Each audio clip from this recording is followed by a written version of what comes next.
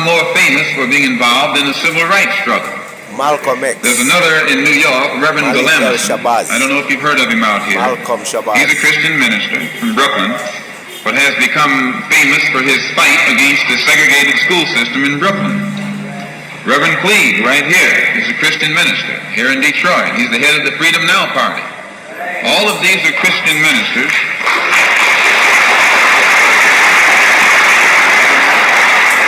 All of these are Christian ministers, but they don't come to us as Christian ministers. They come to us as fighters in some other category. I'm a Muslim minister. The same as they are Christian ministers, I'm a Muslim minister. And I don't believe in fighting today in any one front, but on all fronts.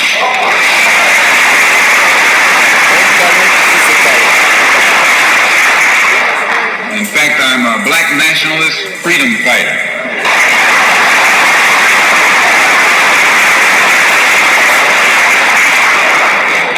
Islam is my religion, but I believe my religion is my personal business.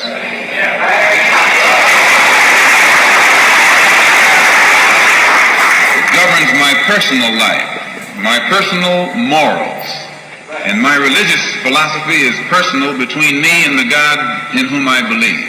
So indeed. Just as the religious philosophy of these others is between them and the God in whom they believe.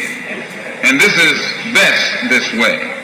Were we to come out here discussing religion, we'd have too many differences from the outstart, and we could never get together. So today, though Islam is my religious philosophy, my political, economic, and social philosophy is black nationalism. You and I...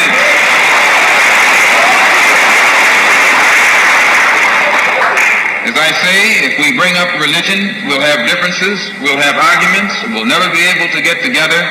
But if we keep our religion at home, keep our religion in the closet, keep our religion between ourselves and our God, but when we come out here, we have a fight that's common to all of us against the enemy who is common to all of us.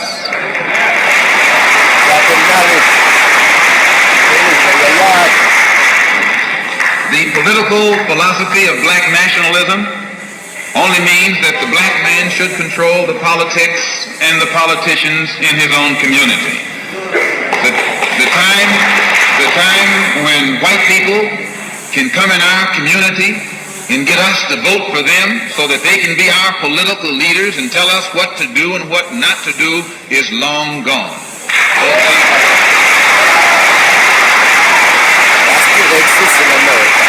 By the same token, the time when that same white man, knowing that your eyes are too far open, can send another Negro into the community, get you and me to support him so he can use him to lead us astray, those days are long gone.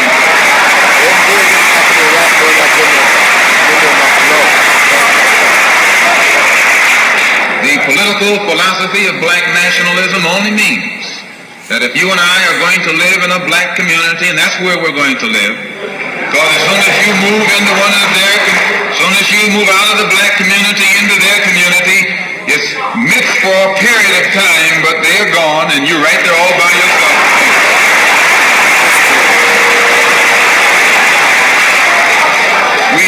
We must understand the politics of our community. And we must know what politics is supposed to produce. That's right. We must know what part politics play in our lives. And until we become politically mature, we will always be misled, led astray, or deceived or maneuvered into supporting someone politically who doesn't have the good of our community at heart. So the political philosophy of black nationalism only means that we will have to carry on a political program of re-education, to open our people's eyes, make us become more politically conscious, politically mature. And then we will, whenever we get ready to cast our ballot, that ballot will be cast for a man of the community who has the good of the community at heart. And the economic philosophy of black nationalism only means that we should own and operate and control the economy of our community. You can't open up a black store in a white community. White man won't even patronize you. Chinese, and he got sense enough to look out for himself. And you who don't have sense enough to look out for yourself.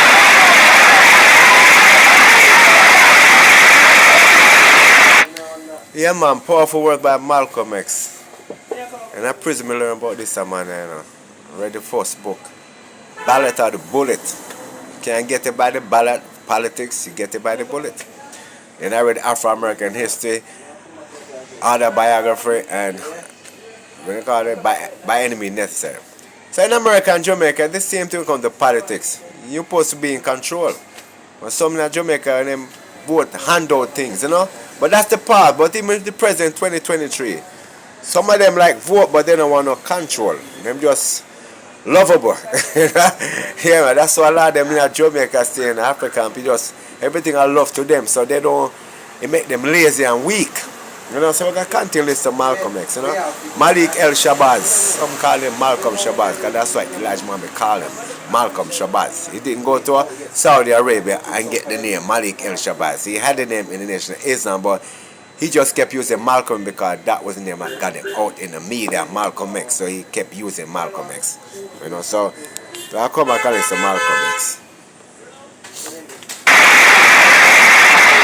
The white man is too intelligent to let someone else come and gain control of the economy of his community. But see, it's white man in America, black and white man. But it's not just white man.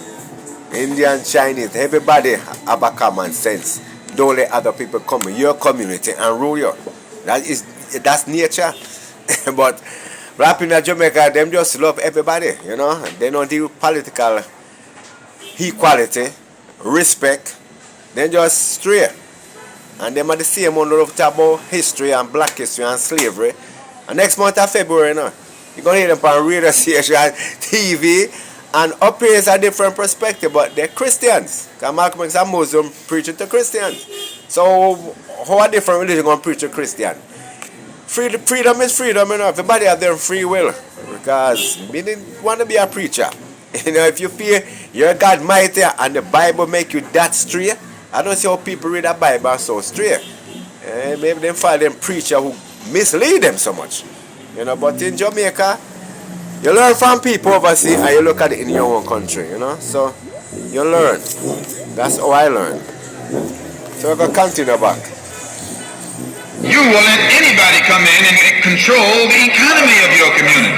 Control the housing, control the education, control the jobs, control the businesses under the pretext that you want to integrate. No, you're out of your mind.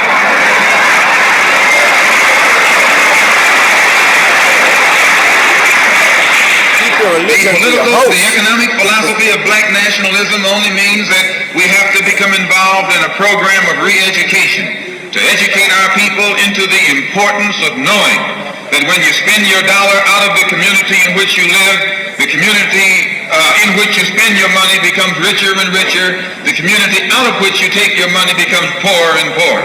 And because these Negroes who have been misled and misguided are breaking their necks to take their money and spend it with the man is becoming richer and richer, and you're becoming poorer and poorer. And then what happens? The community in which you live becomes a slum. It becomes a ghetto. The conditions become run down. And then you have the audacity to complain about poor housing in a rundown community. Why, you run it down yourself when you take your dollar out. Yeah, powerful words. And the same thing go on Jamaica. Spend your money and you don't get nothing.